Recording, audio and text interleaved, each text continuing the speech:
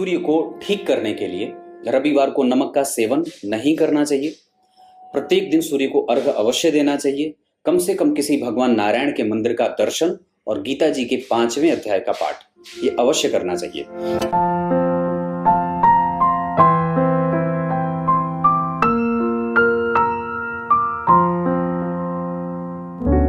सुबह 10 बजे से लेके 11 बजे के बीच में उपस्थित हूं आप सबके सामने विश्लेषण जन्म कुंडली का। इस कार्यक्रम के अंतर्गत इस सप्ताह मैंने जिनकी कुंडली चुनी है इनका नाम है सुरभि नागवंशी और ये कुंडली आई है जबलपुर मध्य प्रदेश से। सुरभि जी, अगर आप ये कार्यक्रम देख रही हैं तो जरूर ही अपने देखने की पुष्टि करें कार्यक्रम में कमेंट लिख करके कि आपने कार्यक्रम देख लिया है। और बाकी मैं आपसे यही इच्छा रखूंगा कि आप सदैव ही इस कार्यक्रम में बने रहें और ज्ञान प्राप्त करते रहें। शुरू करते हैं आज का कार्यक्रम। कहीं नहीं जाना है, बिल्कुल बन के रहिएगा। ये कुंडली जबलपुर से आई है। इनका डेट ऑफ बर्थ 21 मार्च 2000 सुबह 1:19 पे है। इनका जन्म हुआ है हस्त नक्षत्र में। चंद्रमा बैठे हैं 14 डिग्री 30 कला के। अब ये जो चंद्रमा होंगे वो बड़े ही मजबूत होंगे और व्यक्ति को इच्छा शक्ति का माहिर बनाते हैं। व्यक्ति की इच्छाएं अनंत होती हैं और वो ऊंचे लक्ष्यों का निर्धारण करने वाला भी होता है। इनके कुंडली का पंचांग जो बना है वो उत्तरा फाल्गुनी नहीं हस्त नक्षत्र उत्तरा फाल्गुनी का सूर्य है। सोमवार उत्तरायण में फाल्गुन माह में इनका जन्म हुआ है। इस वजह से व्यक्ति प्रेमी किस्म का होता है। सोमवार को जन्मे होने से व्यक्ति कभी भी किसी से झगड़ा नहीं करता है। वसंत ऋतु में जन्मे होने से प्रेमी किस्म का होता है। कृष्ण पक्ष के प्रतिपदा के चंद्रमा सरकारी नौकरी का सुख देने वाले और संतान में सफलता व्यक्ति को मिल जाती है। संतान बड़ी ही मनोनुकूल होती है। हस्त नक्षत्र में जन्मे हैं, इस वजह से व्यक्ति अभिमानी तो नहीं होता पर ज्ञानी जरूर होता है। अनुभवी और दान देने वाला, ब्राह्मणों का पूजक, अपने से बड़ों का आदर करना और श्रेष्ठ लक्ष्यों को प्राप्त करने वाला भी होता है। ये व्यापारिक किस्म का, ब्राह्मणों के साथ अच्छे संबंध स्थापित करने वाला और विपरीत लिंग के प्रति आकर्षित होने वाला जातक होता है। ये जातिका वृद्धि योग में जन्मे हैं, इस वजह से व्यक्ति निरंतर ही अपने जीवन में वृद्धि की स्थिति को प्राप्त करता है। वैश्य वर्ण और देवगण के होने के कारण इनका दाम्पत्य अच्छा बीतेगा। देवगण के होने के कारण दाम्पत्य अच्छा बीतता है और साथ ही साथ व्यक्ति में सात्विकता का प्रभाव जीवन में देखने को मिलता है। ये इनकी कुंडली का पंचांग, जिसमें सबसे ज्यादा अच्छी बात कि चंद्रमा और गण और वर्ण ये तीनों ही अच्छे हैं। सोमवार दिन बहुत अच्छा है, इस वजह से चंद्रमा इनकी कुंडली में बली हो जाएंगे। अपने वार में ग्रह बली हो जाता है तो सूर्य रविवार को बलवान होते हैं और चंद्रमा सोमवार को बलवान होते हैं। तो इस कारण से इनकी कुंडली में चंद्रमा जो होंगे वो बलवान होंगे।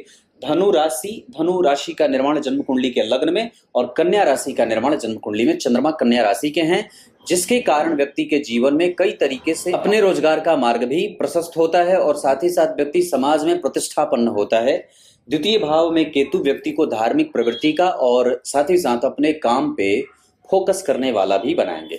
लग्न के ऊपर किसी भी शुभ ग्रह का कोई प्रभाव नहीं है, पर एक ग्रह ऐसे जो इस कुंडली के लग्नेश हैं पंचम भाव में बैठे हैं। गुरु लग्न के अधिपति होकर के लग्न को देख रहे हैं। बहुत ध्यान से समझिएगा, गुरु लग्न के अधिपति होकर के लग्न को देख रहे हैं। लग्न से केंद्र में सूर्य, लग्न से केंद्र में चंद्रमा, सूर्य से केंद्र में चंद्रमा, चंद्रमा से केंद्र में सूर्य।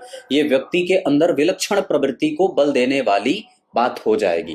तृतीय भाव में बुध और शुक्र का एक साथ बैठना, मित्र की राशि में शुक्र बैठे हैं और यहाँ के अधिपति तृतीय भाव से 3 घर आगे नीच के होकर के बैठे हैं, जिनका नीच भंग सूर्य ने किया है। बुध और शुक्र जैसे 2 शुभ ग्रहों का तृतीय भाव में बैठना इनके लिए तो अच्छा नहीं होगा, पर भाग्य के लिए बहुत अच्छा होगा। भाग्य भाव के अधिपति का चतुर्थ भाव में मित्र की राशि में तात्कालिक मैत्री बना करके और जन्म कुंडली में भाग्य भाव के अधिपति का चतुर्थ भाव में बैठना व्यक्ति को माता और पिता की सेवा करने वाला और भाग्य भाव के अधिपति पे चंद्रमा की दृष्टि व्यक्ति के जीवन में धर्म शास्त्र का ज्ञान और मंत्र का भोक्ता होता है, मंत्र का जानकार होता है। धार्मिकता बड़ी अच्छी और प्रबुद्ध होती है। वो दानी होता है, समाज को देने वाला होता है, ज्ञानी होता है और उसके जीवन में सदैव ही धार्मिकता विराजमान होती है। अगर भाग्य भाव के अधिपति पे अष्टम भाव के अधिपति चंद्रमा की दृष्टि नहीं पड़ती तो और भी अच्छी बात हो सकती थी, पर दशम स्थान में चंद्रमा बैठे हैं जो इस कुंडली के लिए बहुत अच्छे भाव के अधिपति नहीं होते हैं, और ग्रह चूंकि सबसे पहले भाव से प्रभावित होता है, भाग्य भाव के अधिपति सूर्य के ऊपर राहु की नवीं दृष्टि जा रही है, इस कारण से कभी कभी व्यक्ति के सरकारी नौकरी में विलंब के योग भी बनेंगे, जो कि हो रहा है। इन्होंने सरकारी नौकरी में शिक्षकीय योग के लिए फॉर्म भरा है या फिर जैसा भी है वैसा। पंचम भाव चतुर्थ भाव की स्थिति व्यक्ति को कई बार हृदय क्षेत्र को परेशान करती है और कई बार व्यक्ति को कमर दर्द से संबंधित समस्या भी होती है। हालांकि वो बात बहुत ज्यादा कठोर नहीं होगी, पर व्यक्ति के जीवन में कई बार बाहर से देखने पे बहुत सारी चीजें बिल्कुल ही सौम्य और बड़ी अच्छी मालूम पड़ेंगी, पर जैसे जैसे आप इनके सन्निकट जाएंगे वैसे वैसे इनको आप बहुत ही गहराई से समझने लगेंगे, तो आपको पता चलेगा कि व्यक्ति ने अपने हृदय में बहुत सारे दुख छुपा रखे हैं, बहुत सारे गम इनके अंदर है। कई बार इनको बहुत ही प्यारी चीज ना मिले, कई बार व्यक्ति जो होता है वो बहुत ही आकांक्षाओं से युक्त होता है, पर उसमें विलंब के कारण वो क्षुब्ध होता रहता है। ये सारी चीजें होती हैं। व्यक्ति के जीवन का हृदय क्षेत्र शरीर का हृदय क्षेत्र परेशान और प्रभावित होता रहता है। पंचम भाव में गुरु मंगल का शिक्षकीय योग लगना, द्वितीय भाव के अधिपति का मंगल और गुरु के साथ बैठना व्यक्ति को धनवान बनाने वाला, और साथ ही साथ जन्म कुंडली में द्वितीय भाव के अधिपति नीच के हैं पर अपने भाव को वापस देख रहे हैं, इस वजह से इनको परिणाम अवश्य मिलेगा अपने क्षेत्र में अगर ये डट करके मुकाबला करती हैं तो।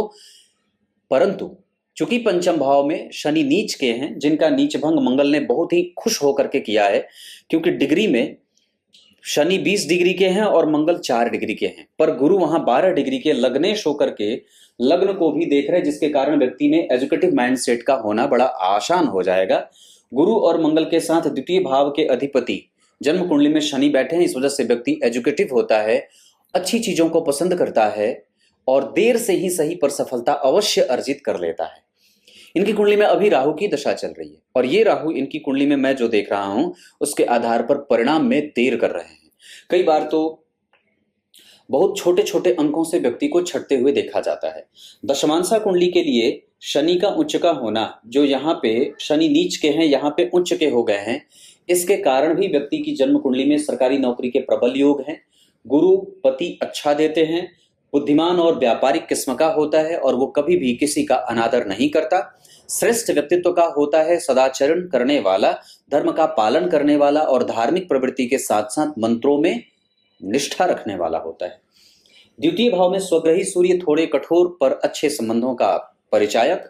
तृतीय भाव में राहु विवाह टूटने के योग तो नहीं बनेंगे, पर कभी कभी खट्टे मीठे संबंध बन सकते हैं तर्क के कारण। हालांकि यहाँ पे उच्च के शनि, उच्च के गुरु, मित्र की राशि में बुध और जन्म कुंडली में 12वें भाव के अधिपति के साथ साथ तीसरे भाव के अधिपति होकर के कर्क राशि के लग्न के लिए बहुत अच्छे नहीं होते, पर कभी कभी सामान्य मतभेद हो सकता है, जो कि सभी विवाह में सामान्य बात होती है।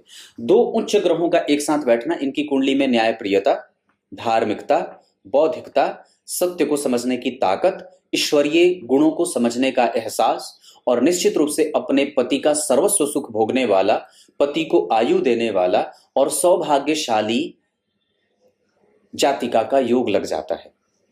जन्म कुंडली में गुरु के साथ शनि का बैठना, यहां भी सरकारी नौकरी के प्रबल योग बनेंगे। मंगल की दृष्टि नीच की पड़ रही है, यहाँ पे राहु का प्रभाव जन्म कुंडली में द्वितीय और जन्म कुंडली में चतुर्थ भाव पे। ये राहु की दृष्टि द्वितीय भाव के लिए तो अच्छी है, जिसके कारण व्यक्ति को मृदुभाषी बनाएंगे और मेंटेन करने वाला भी बनाएंगे, पर 12वें भाव के अधिपति के साथ साथ पंचम भाव के अधिपति होकर के पंचम में गुरु के साथ बैठना इस व्यक्ति के जीवन में कन्विंसिंग कैपेसिटी बड़ी अच्छी और अद्भुत होती है। दशम स्थान के चंद्रमा पर गुरु से सकट योग में ये गुरु और चंद्रमा एक दूसरे से 6वें 8वें बैठे हैं, जो कि व्यक्ति को जिद्दी और जब तक वो चीजें प्राप्त न कर ले तब तक उसके दिमाग से वो बात निकलती नहीं है और दूसरों से कई बार व्यक्ति बहुत जल्दी ही प्रभावित होकर के अपने कृत्यों को प्रभावित कर बैठता है। ऐसा न हो, इस वजह से व्यक्ति को हमेशा ही अपने आप पे विश्वास रखना चाहिए, धर्म ग्रंथों का अध्ययन करना चाहिए, गीता जी का पाठ करना चाहिए। 18वें अध्याय का पाठ नियमित रूप से करें। आपको प्रत्येक दिन अपने कुल देवता के निमित्त दीपक अवश्य जलाना चाहिए।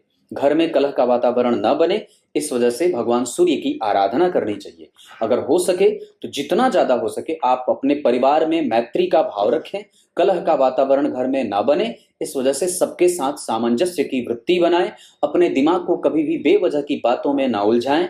आत्मविश्वास आपका कमजोर हो सकता है, नेत्रों में परेशानी हो सकती है, हृदय क्षेत्र कठोर बीत सकता है। जैसे कभी कभी बीपी की समस्या हो, शुगर की समस्या हो, जल्दी ही किसी पे विश्वास करके संतान वगैरह का सुख इस कुंडली में है, वैसे इस कुंडली में उसकी कोई बात नहीं है। मंगल बहुत अच्छे बैठे हैं, अपनी राशि के हैं। पंचम भाव में नीच के शनि नहीं होते तो अब तक आपकी नौकरी लग चुकी होती। एक बात और बताता हूं, दशमांशा कुंडली में लग्न के अधिपति का नौकरी भाव में मित्र की राशि में जाना, ये नौकरी देंगे। दशम स्थान पे उनकी दृष्टि बहुत अच्छी होगी, द्वितीय स्थान पे उनकी दृष्टि अच्छी होगी, और 12वें भाव पे उनकी दृष्टि कभी कभी कुपित करने वाली, जिसके कारण व्यक्ति का ऊर्जा क्षरण होता रहता है। यहाँ पे 12वें भाव के साथ साथ अगर 12वें भाव पे देखें तो राहु की दृष्टि व्यक्ति को कई बार परेशान कर सकती है। वैसे ये चंद्रमा हस्त नक्षत्र के हैं, अपने नक्षत्र में बैठे हैं और अष्टमेश होकर के दशम भाव में बैठे हैं, जिसके कारण कई बार व्यक्ति के पिता को परेशान करते हैं। पिता को कोई छोटी मोटी बीमारी लग जाती है जो कभी खत्म होने का नाम नहीं लेती है। इस कुंडली में धन योग बहुत अच्छा है, क्योंकि धनेश धन के कारक और धन भाव को देख रहे हैं। अपने उच्च की राशि से मंगल केंद्र में और अपने ही राशि में, इस वजह से व्यक्ति की बुद्धि, व्यक्ति का प्रेम, माता पिता का ऐश्वर्य का सुख, पुत्रजनों का लाभ, कुटुंबजनों का लाभ, अपनी वाणी का लाभ, बुद्धि का लाभ, मंत्र का बल और पूर्वजों का आशीर्वाद, ये सदैव ही जातक को लाभान्वित करते रहेंगे। अब आपको मैं इनकी कुंडली में ग्रह स्पष्ट में बता दूं कि कौन से ग्रह की अवस्था कैसी है। जैसे इनकी कुंडली में सूर्य का जो प्रभाव बैठा है वो थोड़ा कमजोर है, मतलब हमें उनको बल देने की आवश्यकता है, जिसके कारण हमें सूर्य को ठीक करने के लिए रविवार को नमक का सेवन नहीं करना चाहिए। प्रत्येक दिन सूर्य को अर्घ अवश्य देना चाहिए। कम से कम किसी भगवान नारायण के मंदिर का दर्शन और गीता जी के 5वें अध्याय का पाठ ये अवश्य करना चाहिए। चंद्रमा का प्रतिफल जो इनकी कुंडली में बैठा है वो डिग्री के आधार पे अवस्थागत वो ठीक है, और अपनी दशा में वो 100% तक आपके मन को भ्रमित करने के अतिरिक्त थोड़ी बहुत चिंताओं के साथ अच्छे परिणाम भी देंगे, जो करियर में और समाज में उत्थान का कारण बनेगा। मंगल का प्रभाव और बुध का प्रभाव आपकी कुंडली में 25% मंगल और 50% बुध बुद्धिमान और क्रिएटिव बनाएंगे। साहस इस कुंडली में ठीक है। मंगल पंचम भाव में व्यक्ति को धर्म का ज्ञान रखने वाला, मंत्रों का दृष्टा, मंत्रों को समझने वाला, मंत्रों में श्रद्धा रखने वाला बनाएंगे, और व्यक्ति को पति का प्रेम भी सर्वस्व मिलता रहता है। इस कुंडली में मंगल के बाद, बुध के बाद गुरु और शुक्र बहुत अच्छी स्थिति में है, जिसके कारण व्यक्ति धनवान बना रहता है। वो आकर्षित करने वाला होता है, उसकी वाणी अच्छी होती है, कभी कभी वो कठोर बोल सकता है, अनुभव से युक्त होकर के बोल सकता है, जिसका खामियाजा भी उसे भुगतना पड़ेगा समाज के द्वारा और कुटुंबों के द्वारा। वैसे इनके ऊपर आराम से विश्वास किया जा सकता है। ये राजनीति कर सकते हैं, ये शिक्षक बन सकते हैं, ये प्रोफेसर बन सकते हैं। इनकी कुंडली में प्रवक्ता बनने का योग है। इनकी कुंडली में एजुकेशन से जोड़ करके जो कार्य भी करना चाहते हैं वो बिल्कुल कर सकते हैं। शुक्र के बाद शनि, राहु और केतु आपकी कुंडली में दशाओं में कमजोरी दे रहे हैं, जिसके ही दंश से अभी तक आपको नौकरी में दिक्कत हो रही है। वैसे इस कुंडली के लिए पूर्व दिशा और उत्तर दिशा बहुत अच्छी है। इस कुंडली के लिए धन कमाने के लिए अगर आप चाहें तो पूर्व की तरफ जा सकते हैं। इस कुंडली में सामाजिक स्थिति बहुत अच्छी है। पिता के साथ बड़े ही मोरालिटी के साथ संबंधों को अच्छा आयाम देना होगा। इसके अतिरिक्त आपकी कुंडली में पिता और माता का सुख भी बहुत अच्छा देख रहा हूं, संतति का सुख भी ठीक है। शनि मंगल का प्रभाव है वहां पे, इस वजह से खराब नहीं कहूंगा, क्योंकि वहां शनि बैठे हैं तो गुरु भी बैठे हैं और मंगल भी बैठे हैं, तो भाव का अधिपति और भाव का कारक एक साथ बैठे हैं। तो आपकी कुंडली का पंचम भाव सबसे ज्यादा बलवान है। एक लाजवर्त धारण करिए, अगर हो सके तो माणिक्य भी धारण कर सकते हैं। दाहिने हाथ में माणिक्य और बाएं हाथ की मध्यमा उंगली में लाजवर्त, चांदी में। माणिक्य सोने में पहना जाता है। इतनी सारी चीजें मैंने बताई। इसके अतिरिक्त आपकी कुंडली में मैं 2 चीज और बता दूं। भाग्य भाव बहुत बढ़िया है और लाभ भाव बहुत अच्छा है। इस कुंडली का तृतीय भाव थोड़ा कमजोर है, क्योंकि तृतीय भाव में पापक ग्रह का बैठना ज्यादा अच्छा माना जाता है, पर वहां जो दोनों ग्रह बैठे हैं उनका शुद्ध परिणाम जन्म कुंडली के नवम भाव पे मिलेगा। तो भाग्य के कारक गुरु की दृष्टि भाग्य पे और भाग्य के अधिपति केंद्र में, केंद्र त्रिकोण का राजयोग बन गया, और भाग्य भाव पे 2 शुभ ग्रहों की दृष्टि। हालांकि इस कुंडली के लिए बुध और शुक्र दोनों ही अच्छे नहीं होते हैं, इस वजह से कभी कभी भाग्य में संघर्ष भी जोड़ जाता है। लेकिन एक बात जरूर है कि आपको सुख तो मिल ही जाता है, और पारलौकिक सुख तो आसानी से मिल जाता है। एकादशवां खाली, नवम खाली, सप्तम खाली, छठा खाली, लग्न खाली, 12वां खाली और दूसरा खाली। ये खालीपन का जो भाव होता है वो व्यक्ति को कमजोर कर देता है।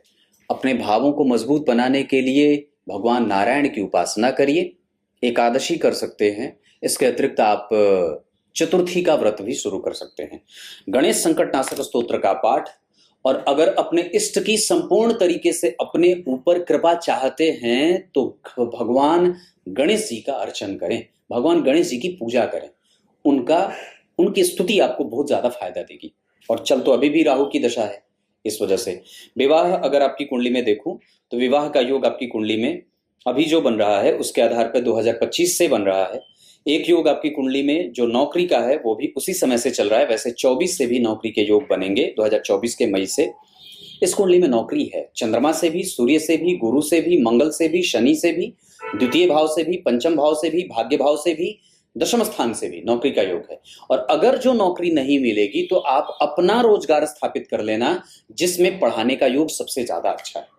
क्लियर है?